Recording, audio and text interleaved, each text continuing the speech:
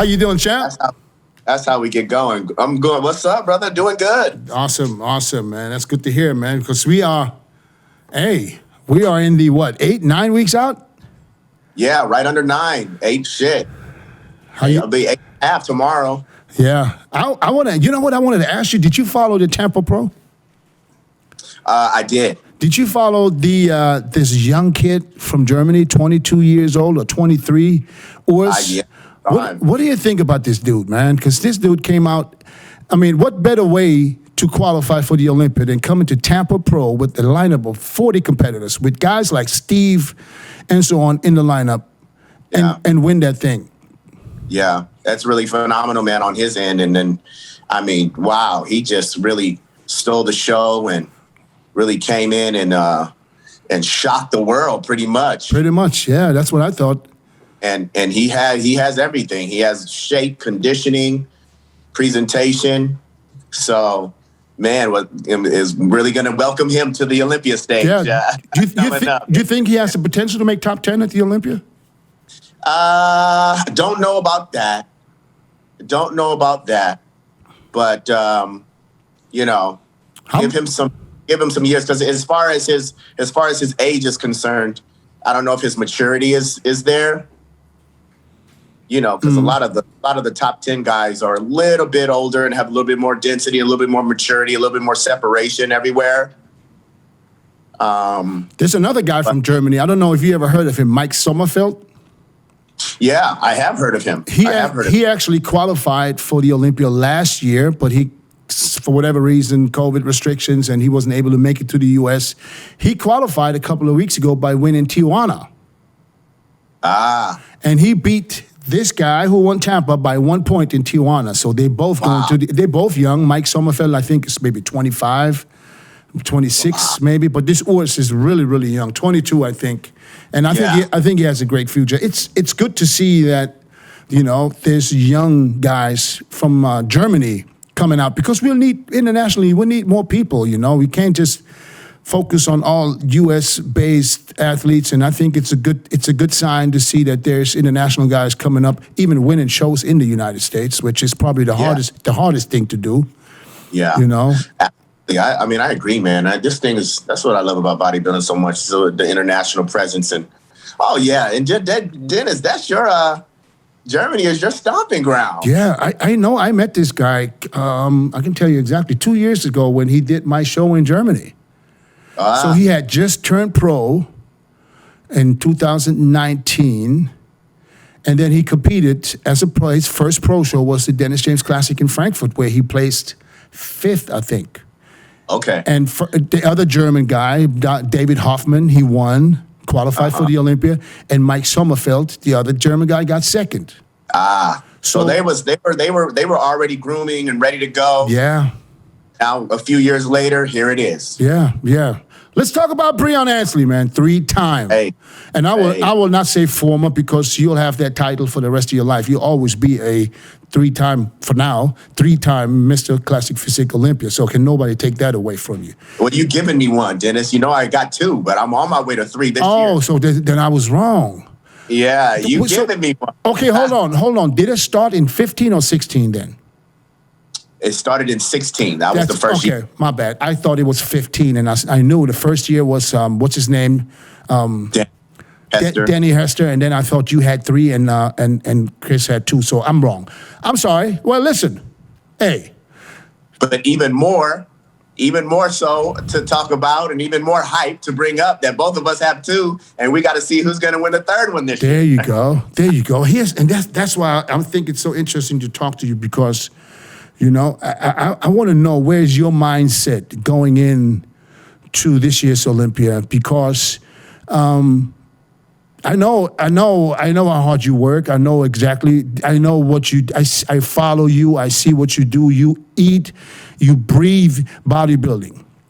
Yeah. And I want to know, where's your mindset after last year's Olympia, where you ended up in 3rd, you know? Yeah.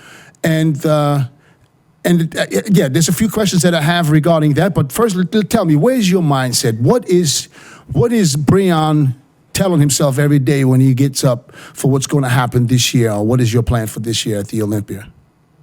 Yeah, my mindset is just exactly in those years when it first started, 2016, 17, when I was just a hungry lion, willing to do anything, whatever it takes to, first of all, 2016, just make a presence.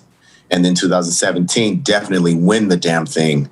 And I was just hungry as ever, man. You could not, you had to, coach had to tell me to take days off. I didn't want to take any days off. I was working, 7 days a week. Mm-hmm. He had to tell me to back off of training, back off of cardio, back off of everything. And that's my mindset. That's my mindset because, Dennis, man, I haven't even, to be honest with you, I haven't hit my full potential in any Olympia, even in the wins, 2017 and 18. I haven't hit my full potential 2019 and definitely not last year.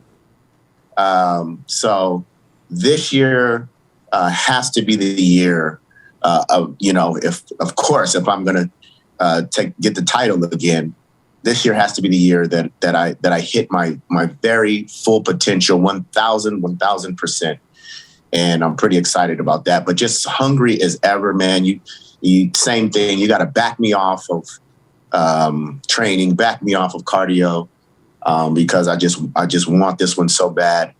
And the third one means so much, the third one means so much. And I'm so, this one is going to be as tough as ever because Chris is looking as great as ever.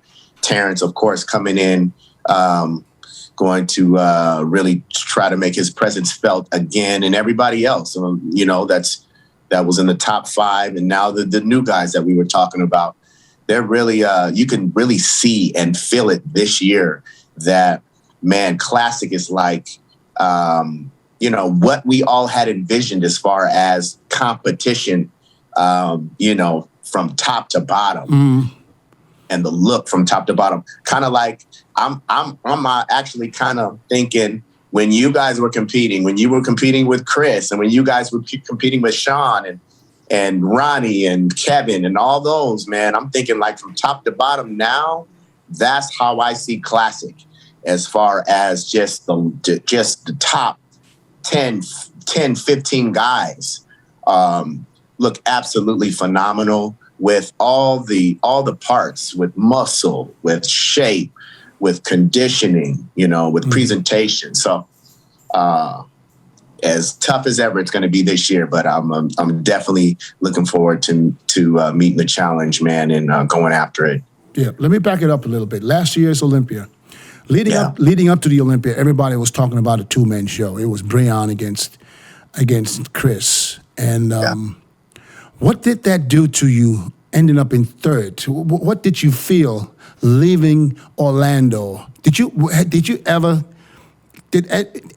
cross your mind? It's like, maybe this is a sign that, I won't be able to catch him no more. Do I need to move up to 212? What was on your mind when you left Orlando? That's what I really want to know. Yeah. What was on my mind was...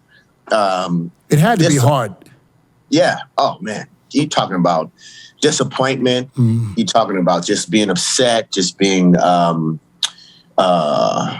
just really angry at myself because it was all on me. It was I was not at my best. It was probably my worst year. Oh, really? Of all the years. Yeah. Especially conditioning wise. Conditioning wise, I was at my worst. I was off. And, I'll be the first to tell you I was off. So as far as... Did you know that going into the show? I did. Oh, okay. I did. So you felt it. I felt it. And I knew it. I was doing cardio, hard cardio, 14 to 16 hours right before weigh-in. So I was just losing all kind of muscle. I was tapping all into my muscle. I was tired. I was beat up, beat down, trying to make weigh-ins, and I just wasn't ready early enough. You want to be around the weight 2 weeks before and just really coast it on in. And that wasn't me, and that wasn't where I was at last year. So it showed with the conditioning, and so I knew going in that my conditioning was not, and my sharpness was not It was not good, and it was not good enough to be the champion for sure. And there you have it. As Chris had great conditioning, Terrence had great conditioning. They both were sharp. That's what happened. So that was very upset. I was very upset at that, and very, very, very, very mad at myself.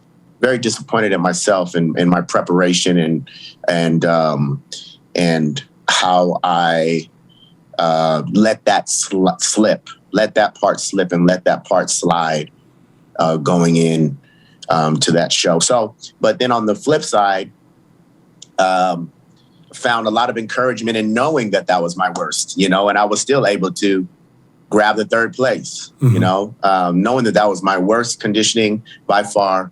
I was not sharp.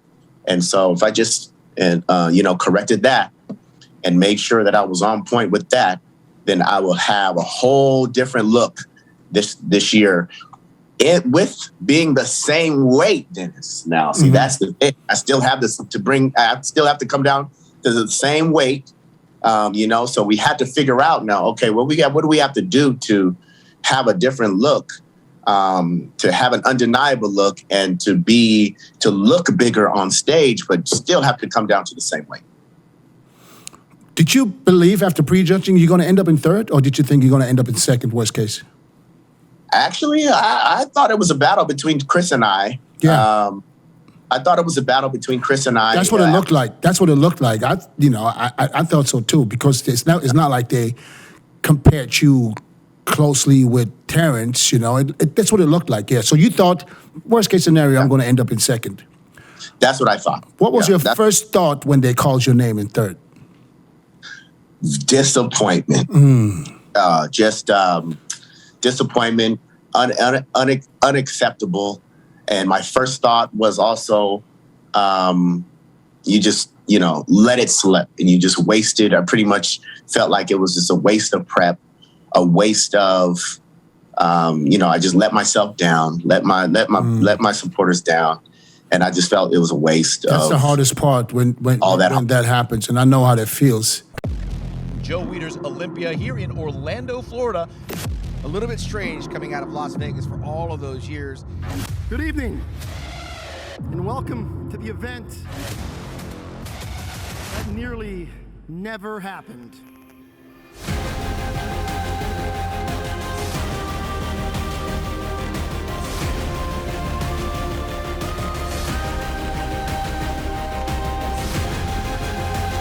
There's been an absence of a particular group of people on this stage that are back tonight.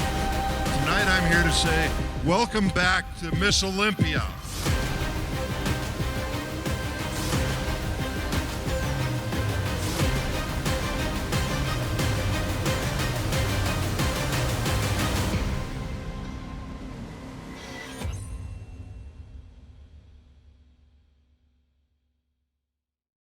And you feel like, everybody else, and then, when things don't go right, and then the first thing you don't want to do, you don't want to answer no more texts, no more calls. That's the worst for days. Man, I was just, that's exactly what I was doing. I was, I didn't really, be out in the scene. I didn't really talk to anybody. We was shit. And what was even worse than that too is we got home and my girl caught COVID and I got sick too. Oh, that was right after the Olympia? Yeah, right after. So, that was like, oh, okay. A lot of people got sick after the Olympia. So I guess the Olympia event was a super spreader event. I guess so. Yeah. A lot of almost everybody got sick. Yeah. So that made it even worse. My producer just pointing out he didn't get sick. Oh yeah. He has the immunity of steel. Then, Yeah. So did that ever cross your mind to change, to say, okay, this is it for me, Classic? I need to go up to 212. I wasn't considering 212 at all because I said I have to be at my very best. I have to be at 1,000% before I go anywhere. Mm-hmm. And then the way I look at it is if I don't nail the conditioning. You have to nail the conditioning first. Right. If I don't nail the conditioning and if I don't nail my sharpness in Classic, how the hell am I going to nail it trying to do a heavier weight class, which I'm going to have to be at least 10 to 12 pounds heavier. But, if I don't master it in a lighter weight class, how am I going to master it in anything, heavier than that? Well, maybe because, like you explained, that you'll have to dig into muscle in order to make weight. So maybe if you don't have to do that, maybe it's not. I'm not saying you're going to be better conditioned, but let's say if you're in the same condition, because it's not like you were not conditioned at all. I mean, even though you say you were off, for you that was your worst. Yeah. I mean, there's 20 guys on that same stage that wish they would have that condition. Yeah. So now think about that, he being 10, 15 pounds bigger. How impressive is that? And it's not like when you look at the 212 or even the open, when you compare conditions, you know what I mean? Some of you guys are far ahead when it comes to condition. And the thin skin that we miss somewhat in the open or even in the 212, we don't see that on everybody anymore. So that's why I think you would fare well. I'm not saying you should do it. I just know you would fare very well going up. Well, I mean, I tell you what, because you're my friend, and I won't tell anybody. That's why. And I feel that you deserve to know that after this year, I probably will consider it, because it's like you can't. I'm going to hit it 1,000% this year. I'm already confident in that, and now, if they don't increase the weight class, then it's going to be like, okay, Breon, what are you going to do now? You still going to just come down to the same weight class and because you can't make any more improvements, with the same weight class as far as muscle wise. So after this year, we hit it 1,000%. That's probably what I will consider, and that's probably where I will go. And then because it'll be great to take care of business first, and then go for a gold medal in 2 weight classes. Yeah. So best case scenario, if you win the classic physique, would you still go up to 212, or would you try to go for number 4? I'm giving you all kind of scenarios here right now. I know. But things have changed. Things change a lot when you win. Yeah. I'm saying it now, but things change a lot when you win. I think still, as of now, what I would say, confident that I have a good chance on winning this again. I'm going to say that I should probably go to the 212 and seek another challenge, and really, give my body what it needs as far as some expansion with muscle. Right. What it wants, and it definitely wants that, because to be in striking range of my weight class, I have to diet all year. I have to be hungry, man, all year. Yeah, you can't really blow up for there's no way, because I'll see you, and you are very open for your fans to see what you look like all year. And this is professional bodybuilding in my eyes. If you're a pro, that's your job. Your job is to make improvements if necessary, and your job is to look like a professional bodybuilder all year, and not just 2 weeks out of a year. That's from my eyes, that's a waste of time. So but when you look at the champ, Chris Bumstead, who's a very, very confident champ, by the way. Yep. When you look at his physique and you compare it with yours, and you saw what happened last year, but you know the reason, you believe it's because you were not at your best. So let's say Breon at his best, Chris Bumstead at his best. Let's analyze both physiques pose by pose. What shots do you think you win? What shots do you think that you might have a problem or might not win? That's an easy one. Definitely, I have the front double bicep. That's definitely my shot. I'll give him the side chest. He has a great side chest. He has a great upper chest, and he's great. Just a wide clavicle. So I'll give him that shot. I got to take that back double. As far as what my back looks like, and as far as the maturity and the separation in the back, with the ab and thigh, that's a tough one, because he has, he does that vacuum with the ab and thigh. It's a tough one. That's a close one, but they could probably take that one either way. they could take it either way. I see how they would. If I do, since I've made the necessary changes to my lats, as far as the width to my lats, as far as that pose is concerned, I think that's going to be a toss-up. But I think he had that pose, last year for sure, most definitely because of the lat width. And then I have to go with myself on the favorite pose. Yeah. So you guys are basically right there. Nose on nose. Yeah, I think we're right there. I mean, Chris is a champ. He's really improved in so many areas, and especially his back to the bicep. That was tremendous what he did in 1 year. I got to really say that was unbelievable. I didn't expect that. I didn't think that was possible to improve that much. In one big body part, Yeah, he did tremendously. And I don't even know if he's still at his weight cap as far as right up to it. I think he still has some room to put on some more pounds. I think so too. I'm not sure if I'm correct when I said it was 9 pounds that he still has that he could gain. That's a lot of muscle. That's a lot. That's a lot of muscle. 9 pounds, and you're talking about me, that are still struggling to come down to that same cap at 180. And I'm giving up a lot of pounds. So that's why the process of this year had to be a lot different to bring out density and lines and separation in muscle maturity like no other, because that's going to be the key in allowing us to look bigger. Yeah. Allowing us to give us that illusion, because we're giving up. Right. Dennis, I'm giving up 40 something pounds. Yeah. You can't tell, but it's true. Yeah. Coming in 224, 225. That's 45 pounds. Yeah. He's way taller than you though. He's 6'2", I think. So yeah. So you can't tell. The size difference is not that. Well, yeah. He stands tall and he stands out when he's here, but. I think Chris he's not as consistent with condition like you. Yeah. So, you can sit here right now very confident 8-9 weeks out saying, I'm going to be 1,000% conditioned. I guess you have that figured out. So with him, he nailed it last year. Absolutely. I know he's very confident, and he has every right to be confident because, after a dominant win, that's what I call it, from last year. He has every right to be confident.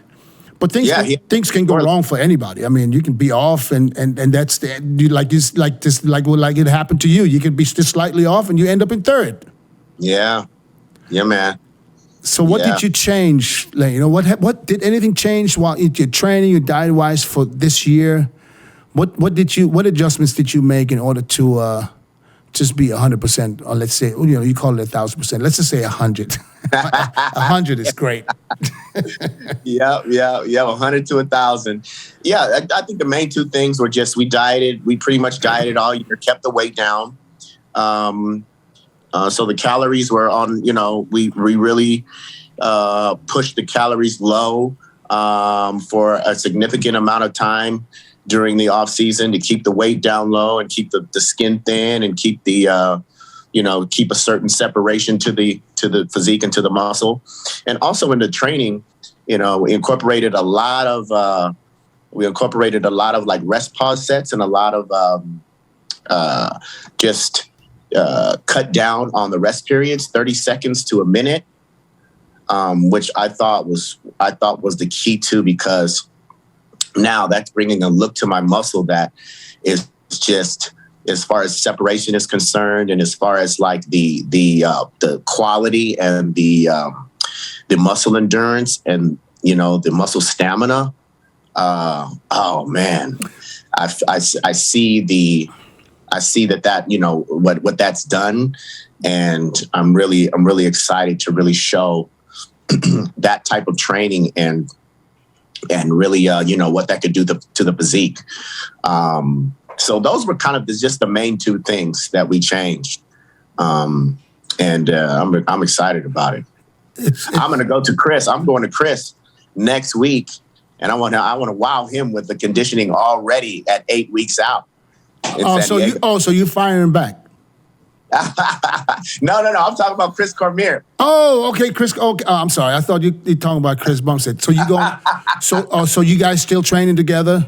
Yeah. You in San Diego too, right? No, I'm in LA. He's in San Diego. Okay, so you're going to see him?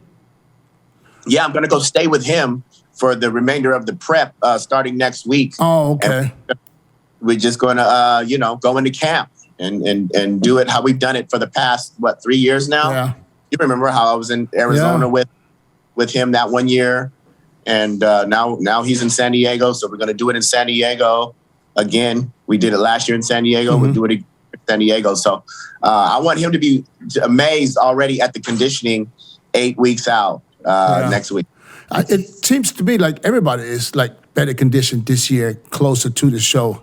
I mean, this far out. So the same with some of the other guys that I see updates, and everybody seems to somewhat, taking it a little more serious this year. Yeah, we're gonna see, and we getting ready to see people like. Well, we already know these winners. They should already. This guy that won the this Spanish guy that won in Medicine or something like that. Spanish. He won in Portugal. Oh no. Oh, the guy that won in Portugal. Yeah. The little short brother. Yeah, short brother, like with like a mohawk. Yeah. Okay, so I remember he was talking a lot last year. Was it him or was it another guy? One of the Spanish guys, I think, was talking a lot, but wasn't able to make it last year. But he's going to make it this year, and these guys that have already won their shows, they should be ready, conditioned, ready to go, just with fine tuning.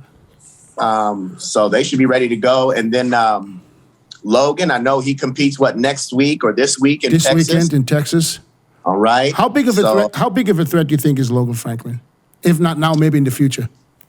And give him a few more years to give him like 2-3 years to crack the top 5. I think. Mm-hmm. Yeah, give him another 2-3 years to crack the top 5. I think his shape is great. I think his muscle maturity as far as really competing with in classic is getting there for sure. And he has pretty good presentation. He's already, I see him, he's already really not mastered, but really worked on his posing, and he's really improved on his posing. He really, takes that serious, the art of it and the craft of posing. So does anybody take it more serious than you? Because I don't see anybody pose as much as you do. And I can see when you pose that you just love it. I do love it. You love it. But I think Terrence does. I mean, I think that shows that Terrence takes it pretty serious. Yeah. He's a great beautiful poser. Yes. Yeah. So I think Terrence does, but I think Terrence and I are probably the top two posers in classic physique. Do you think some of these guys should put more, focus more on posing, especially in the classic category? Yeah, absolutely. But you know what we'll do is, if we know the posing round is judged, if the posing round is judged, then we definitely, then they'll definitely be forced to. But I just believe that if you're in classic, you should pose classic. You shouldn't be standing there like a bodybuilder, flat-footed, and just hitting shots like a bodybuilder would do. I think classic, we have classic for a reason. And if you have a classic physique, you should show it in a classic way. And I think some of the guys could be much better if they would present themselves better. That's just the way I see it. I see it the same way, and I think it's necessary, and I think the standard should just be that. And I think we should really force the issue on presentation, because that's what classic is. Classic is like entertainment, man. Right. I feel like it has an entertainment value to it. We want to see this division in with this muscle and with this shape and how it moves, and the things that it could do with the muscle. And entertain, and give the people what they want as far as that is concerned, entertainment value, And I think that's what classic is all about. And I think we have to really just take on that responsibility, man, as a whole. There's some guys that take on the responsibility.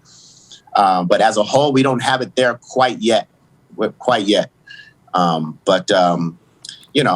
start harping. We continue to harp on it, and we continue to just really emphasize it. Then it'll get there.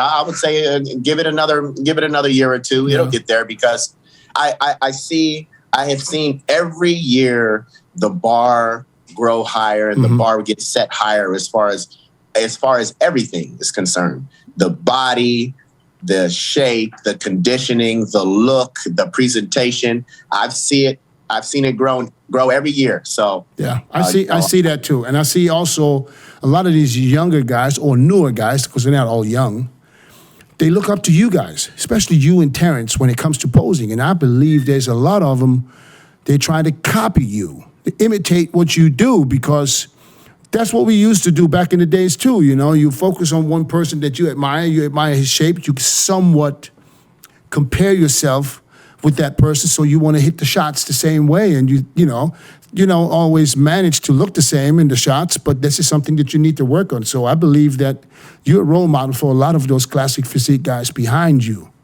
You know, they look up to you, look up to Terrence, Of course, they look up to Chris too, but when it comes to posing, I think you guys stand out. Yeah, and I appreciate that, and I definitely, am prideful in that, and I think it's as far as me being able to kind of set the example and to kind of, extend myself in that area, and as far as that is concerned, I'm just appreciative, man, and I just want to give the people that do support me like that another damn win. So what message would you have for other classic physique guys, so bodybuilders, period? What message would you have when it comes to posing? Well, my message when it comes to posing, I would just say, like you said, study the great posers out there, study the shots and the transitions that they hit, and then just kind of really then you have to combine it with studying yourself and knowing what strengths are with your physique, and maybe just putting a little spin on your own character or your own type of flair. And if you don't have a character and a flair yet, you got to maybe make up one. Yeah, develop one. Who did you look up to? Yeah. Who did you look up to when it came to posing? I started watching Sean Ray. There you go. People always ask how I got here. I was willing to work just a little harder than everyone else. Every damn day. If I can have hundreds of hours back, I'm gonna grab them.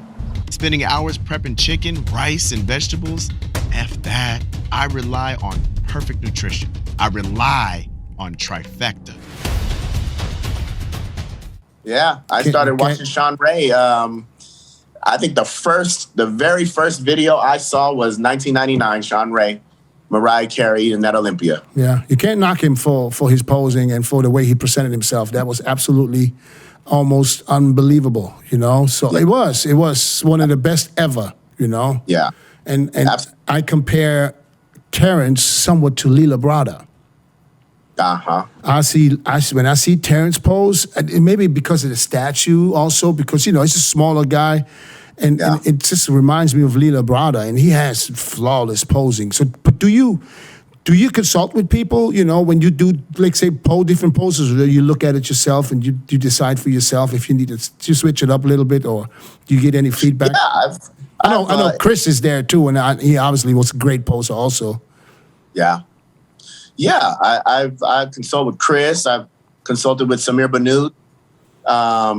And those are pretty much the guys, Chris and Samir Banoud, and then kind of just going to bed thinking about how I can just make it even better and perfect something, or, put my little flair and put my little style on something. Yeah, but Chris and Samir are kind of the main two guys that I consult with, and talk about different poses and talk about what looks great on me and what I should hit and what kind of style that I should bring to it. Yeah, those awesome. two. Awesome. Yeah. You got a good team out there. And like I said, I watch what you do, and I see that you'll take this very, very serious. So I'm really excited to see what's going to happen at the Olympia this year. Absolutely. Because we have really a lot of confident people, Yeah. and there's nothing wrong with being confident. I Right. mean, there's a thin line between arrogant and confident, and I don't believe any of you guys is arrogant because there's no need to. Right. You're a two-time Mr. Olympia champ. He's a two-time Mr. Olympia champ. Now this is kind of, we're going like, who gonna get the three? How much, what does it mean? What would it mean to you to walk away with this third title, knowing you've beaten a guy most people think is unbeatable at the moment? It would mean everything. It would mean just so much because, I just know how hard I work. I just know how hard I work, and I know how focused I am, and I know how much I sacrifice, and how consistent I am. So it would mean just so much as far as all the hard work just coming together, and me seeing it all coming to fruition. I definitely want to do this also for Chris, because he's right there. Chris, a lot of the times when he's doing when we're in the sets together, and he's helping me on the last couple reps. I know. I laugh. You know what? I'm laughing every time I see it because I see him. He's in there. Look at his face in the pictures. It's like he's doing the rep. It's like, He's doing he's doing the reps, man. Training right there, and we'll both after the set, we'll both gather ourselves and be like, oh shit. Yeah, both tired. That was a doozy right there. That was a tough one. I feel him on that because, I feel the same way when I train with Rami. I feel the same way. It's almost like Chris probably wants you to win more than you want it for yourself. That's what it feels like, and it's hard, and this ain't got nothing to do with business. This ain't got nothing to do with just being free. There's a mission right there, and I saw remember the first time you lost to Chris by 1 point, that close call where this shit was going on the internet, because Chris, he stated his opinion, he thought, it was bullshit. And all the fans of his side, was it, I don't know, Ian or whoever it was, it wasn't necessary, but shit happens. That's where we are. I mean, you put so much emotion in something, and if you don't feel it was correct or it was right, you voice your opinion. And Chris was always known for saying what he thinks too, so it's not like he's holding back. But, sure, that's we put so much into this. It's that we're so emotional, with what the results are. And we want them to be right, man. When we know we're on, and when we know where we should be winning, we're emotional when it doesn't happen, and that's okay, because people understand. People need to understand that this is how much hard work goes into this, and you get emotional. And that's in all sports. Yeah. You want to win when you put so much. That's why I was really inspired by this Olympics, man. Oh, really? I was like, these people are waiting 4 years for this single moment. 5 this time, 5 years. 5 years, yeah, for this single moment. And it's like, I felt like, I was right there with them in these parts of prep, because I'm waiting for my moment, my Olympics coming up. So, and you can relate because you know what it feels like being on top. It's different winning a local show or a pro card, but if you win the Olympia, that's like for them the Olympics is for you the Olympia. That's that's a moment that I don't know what it feels like, but I have an idea because, like I said, I watch you guys win. I watch the Olympics, and I feel it when they when you can see they get emotional, they start crying. I was like, this must be the ultimate. Yeah. And that's why I believe. And, winning it 2 times and now going for number 3, this would probably be even one level higher winning that one. You might pass out. Who knows? We might see Breon Ansley drop to his knees and roll over 3 times. And I'm open to all of it, whatever happens. I'm going to let whatever happen because, we did it. And we made it happen, and I'll just let whatever emotion take over from that point. But I definitely want to. I want and see what this one will be, Dennis. It'll be a legacy. It'll really be a legacy as far as what kind of how I cement myself in the history of bodybuilding. I think winning 3 will do that, and that's important to me because I really want to. Put my name in the legacy books as far as one of the best. Right. See, and I know you guys competing at the Olympia, it's not about the checks because most guys don't even know how much they would get for what place, But if I look at the classic physique, which is, I think classic physique is one of the top categories right now with the most eyeballs. Well, maybe not as much as the Olympia, but after that, I think classic probably has more eyeballs on them than maybe 212. I could be wrong, but it is just what it feels like from here. And when I look at the prize money, how do you feel about this? I mean, how do you feel about how much you guys getting and compared to the other categories? So let's say the open. Yeah, well, I especially last year, I thought it was a little disrespectful because they actually dropped it down 5,000 last year. Are you serious? Yeah, so Chris got 35,000. It was 40,000 he got in 2019. Are you sure? Yeah, they dropped it down 5,000 last year, and then they were able to pay the open the same 400 whatever that is, 1,000, and they were able to pay all the women categories, even fitness, that 50,000. Okay, like I'm confused because that sounds like that's almost, I don't even know if I can believe that because it dropped down. Up down 5,000. How much did you get? How much did you get when you won? When I won, I got 20, and it was the same both years. They kept it the same. So they increased it to 30 to 40 in 1 year. Yep. So it went from 20 to 40 from 2018 to 2019. And then they dropped it down to 35 last year. Wow. I don't think that's. And I know for a fact that this has been talked about. It's been addressed, I think, and I believe that for this year, I think there will be some changes. I can't confirm it. I just have a feeling that some things will change because I know for a fact that the one who is responsible for the prize money didn't really like that either. I guess he felt uncomfortable paying that amount to somebody who's winning the Olympia. So I think there's going to be some changes because I think it's necessary. Absolutely. Yeah. Like you said, I think we're right up there with open bodybuilding as far as the draw and as far as excitement, as far as the hype. Yeah. I think right there. Yeah, I think maybe not quite right the same, but yeah, I mean, listen, but more than popularity-wise, yes. I mean, classic physique is the next most exciting category in the pro league. In my eyes, too. I love classic physique. Yeah. And I think you guys should be making at least half of what the open do. I mean, at least.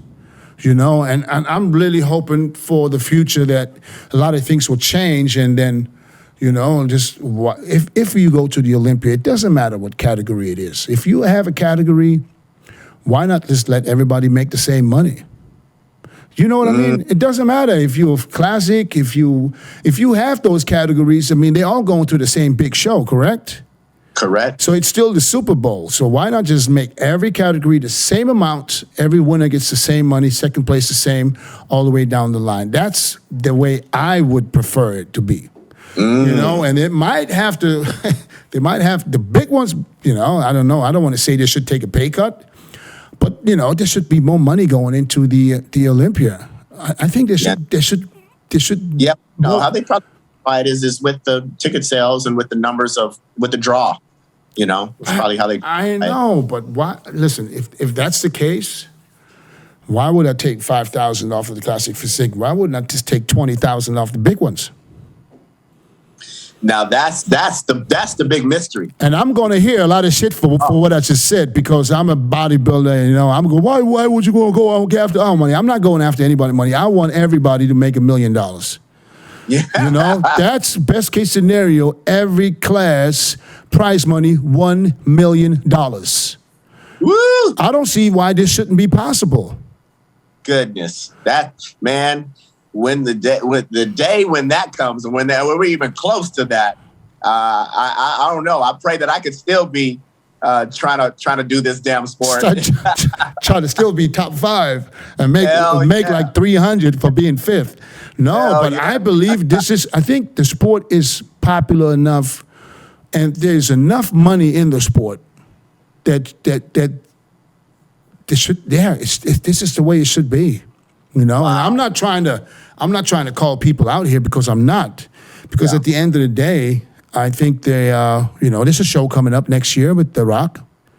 You already know. I don't know if it hasn't have an invitation because it's an invitational from what I heard. And there's and also a qualifier. Somehow you can qualify if you don't have an invite by point system a little bit. It's going to happen in April. And I believe that, I think this is going to help to push up price monies a little bit because I don't think it's going to be the same. I think it's going to be exactly the same in each category.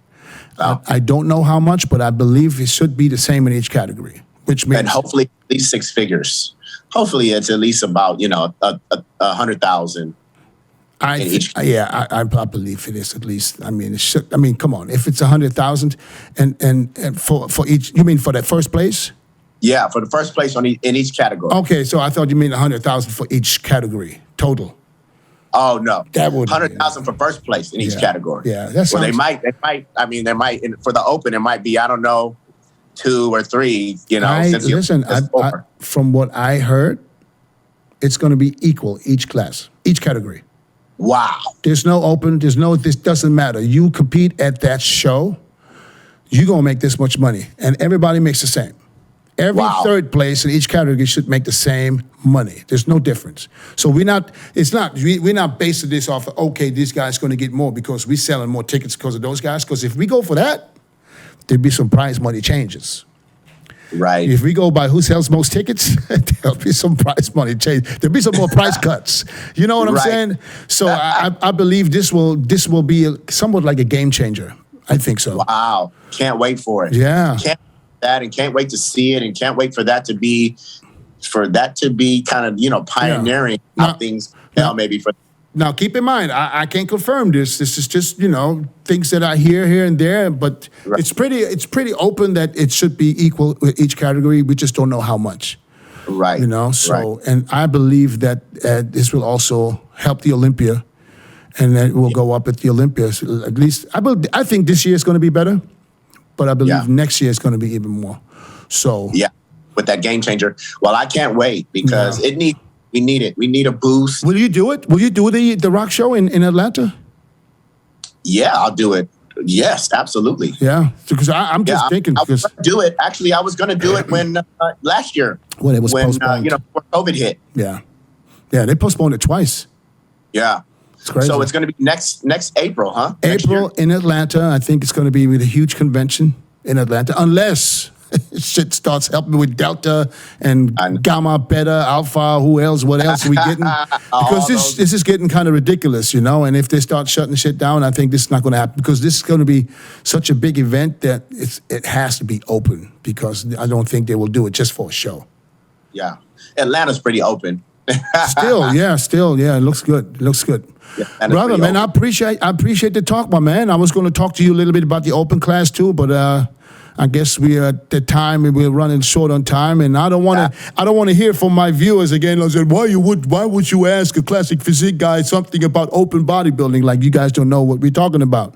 Oh, they get after you about that? Yeah, I got that. Yeah, when I was talking to Chris and I asked him about the open, what he thinks, and it's like, why would you ask a classic guy about open bodybuilding? I said, because it's our sport in general. It doesn't matter what category. I'm a fan of the open guys. Exactly. And I love that division. I wish I could be that big. Sometime. Sometimes I wish I could be that big, but I know it. You know, I respect the hell out of those open guys, and I know it how many years it takes, and how much, like I say, focus and consistency and hard work. It's the same thing as for you, brother. There's no difference. It's just a different weight game. That's all. Yeah. All right. Since we talked about it, just give me your top 5 predictions for the Open this year. For the Open, top 5 predictions. Whoo! But don't have to be in a particular order. Just give me a top 5 that you think will make the top 5. Because Phil Heath is not in the show. Phil Heath is not in. Sean Roden is not in. No. Okay, I'm gonna go with Rami, William Bonac. I'm gonna go with. I think Hunter Labrada is gonna creep up in there in the top. Let's say top 6. Top 6 is the first. Okay, you're gonna give me 6. Give you 6. All right. So I said Rami, William, Hunter.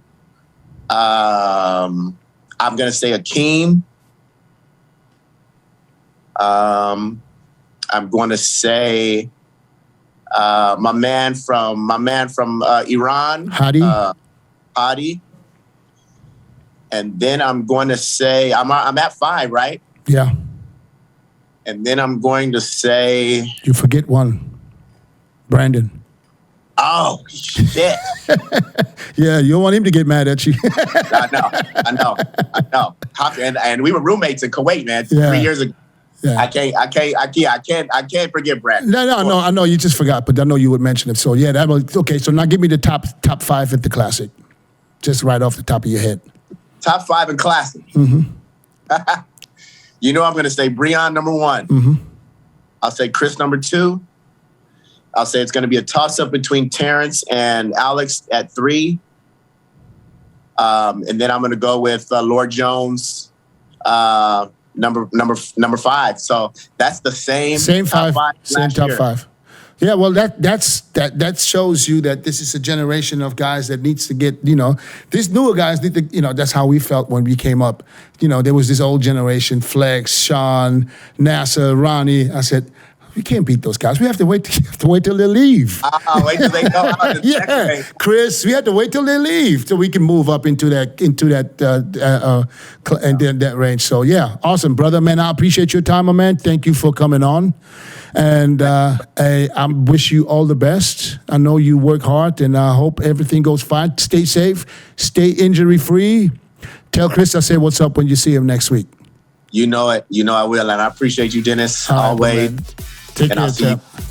Yeah. All right, brother. Be safe. Okay. Peace. Love.